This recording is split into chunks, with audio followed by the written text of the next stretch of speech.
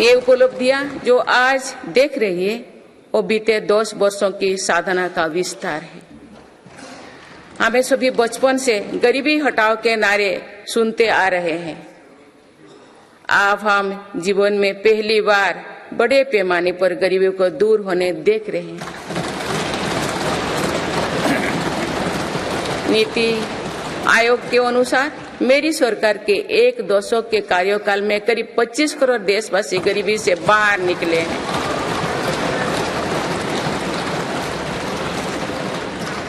यह है प्रत्येक गरीब में नया विश्वास जगाने वाली बात है। जो 25 करोड़ लोगों की गरीबी दूर हो सकती है तो उसकी भी गरीबी दूर हो सकती है। आज अर्थव्यवस्था के विभिन्न आयामों को देखें तो ये विश्वास बढ़ता है कि भारत सही दिशा में तथा सही निर्णय लेते हुए आगे बढ़ रही है। बीते 10 वर्षों में हमने भारत को फ्रेजाइल 5 से निकलकर टॉप 5 इकोनॉमीज में शामिल होते देखा।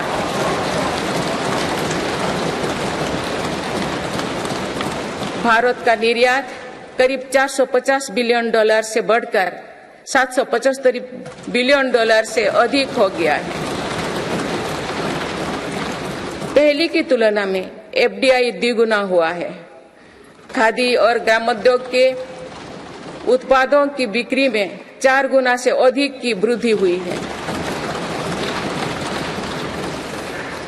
आईटीआर फाइल करने वाले की संख्या करीब 3.25 करोड़ से बढ़कर लगभग 8.25 करोड़ हो चुकी है और बढ़ोतरी 2 गुना से भी कहीं अधिक है।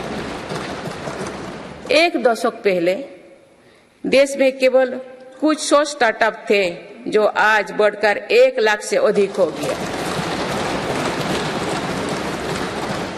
साल में 94,000 कंपनियां रजिस्टर हुई थी। पिछले वर्ष ये संख्या 1,60,000 तक पहुंच चुके हैं। दिसंबर 2017 में 98 लाख से लोग जीएसटी देते थे। आज इनकी संख्या 1,40,00,000 है। 2014 से पहले के 10 वर्षों में लगभग 13 करोड़ वाहन बिके थे। पिछले 10 वर्षों में देशवासियों ने 21 करोड़ से अधिक वाहन खरीदे हैं। 2014-15 में लगभग 2,000 इलेक्ट्रिक वाहन बिके थे, जबकि 2023-24 में दिसंबर माह तक ही लगभग 15 लाख इलेक्ट्रिक वाहन बिक चुके हैं। माननीय सदस्यगण, बीते दशक में मेरी सरकार ने सुशासन और पारदर्शिता को हर व्यवस्था का मुख्य आधार बनाया है। इसी का परिणाम है कि हम बड़े आर्थिक सुधारों के साक्षी बने हैं। इस दौरान देश को इंसॉल्वेंसी एंड बैंकरप्सी कोड मिला है। देश को जीएसटी के रूप में एक देश एक टैक्स कानून मिला है। मेरी सरकार ने माइक्रो इकोनॉमिक स्टेबिलिटी में भी सुनिश्चित की है। 10 वर्षों में कैपेक्स 5 गुना बढ़कर 10 लाख करोड़ हो गया है। साथ ही फिजिकल डेफिसिट भी नियंत्रण भी में है। आज हमारे फॉरेक्स रिजर्व्स $600 अरब से ज्यादा है। हमारे बैंकिंग सिस्टम जो पहले बुरी तरह से चरमराया था, वो आज दुनिया के सबसे मजबूत बैंकिंग सिस्टम में से एक बना है। बैंक का एनपीए जो कभी डबल डिजिट में होता था, वो आज लगभग 4% ही है। मेक इन इंडिया और आत्मनिर्भर भारत अभियान हमारी ताकत बन चुकी है। भारत आज दुनिया का दूसरा सबसे बड़ा मोबाइल फोन निर्माता है। पिछले एक दशक के दौरान मोबाइल फोन मैन्युफैक्चरिंग में 5 गुना बढ़ोतरी हुई है। कुछ साल पहले भारत खिलौना आयात करता था, आज मेड इन इंडिया खिलौने निर्यात कर रहा है। भारत का डिफेंस प्रोडक्शन 1 लाख करोड़ रुपए के पार पहुंच चुका है। आज हर भारतीय देश में बने एयरक्राफ्ट कैरियर INS विक्रांत को देखकर गर्व से भरा हुआ है। लड़ाकू विमान तेजस अब हमारी वायुसेना की ताकत बन रहे हैं। C295 ट्रांसपोर्ट एयरक्राफ्ट का निर्माण भारत में होने जा रहा है। आधुनिक एयरक्राफ्ट इंजन भी भारत में बनाया जाएगा।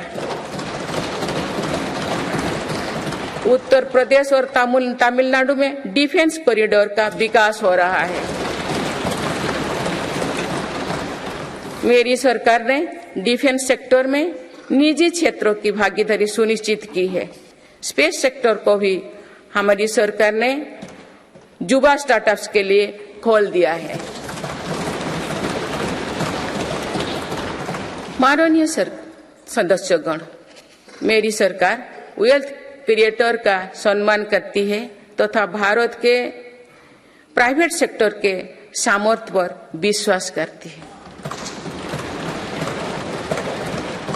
भारत में बिजनेस करना आसान हो, इसके लिए उपयुक्त माहौल रहे, इस पर भी मेरी सरकार लगातार काम कर रही है।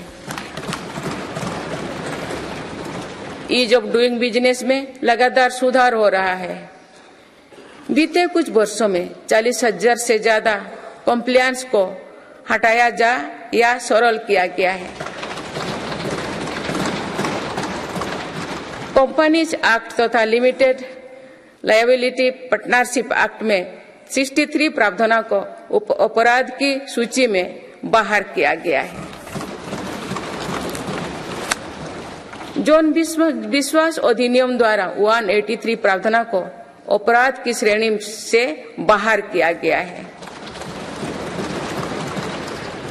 अदालत के बाहर विवादों को सौहार्दपूर्ण समाधान हेतु मध्यस्थता पर कानून बनाया गया है।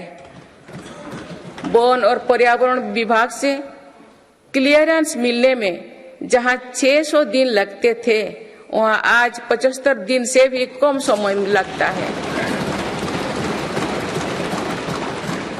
फेसलेस असेसमेंट योजना से टैक्स व्यवस्था में और पारदर्शिता आई है। माननीय सदस्यगण, हमारे MSME सेक्टर को भी रिफॉर्म्स का बहुत अधिक लाभ हो रहा है।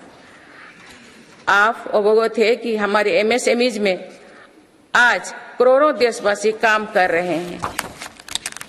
MSMEs और लघु उद्यमियों को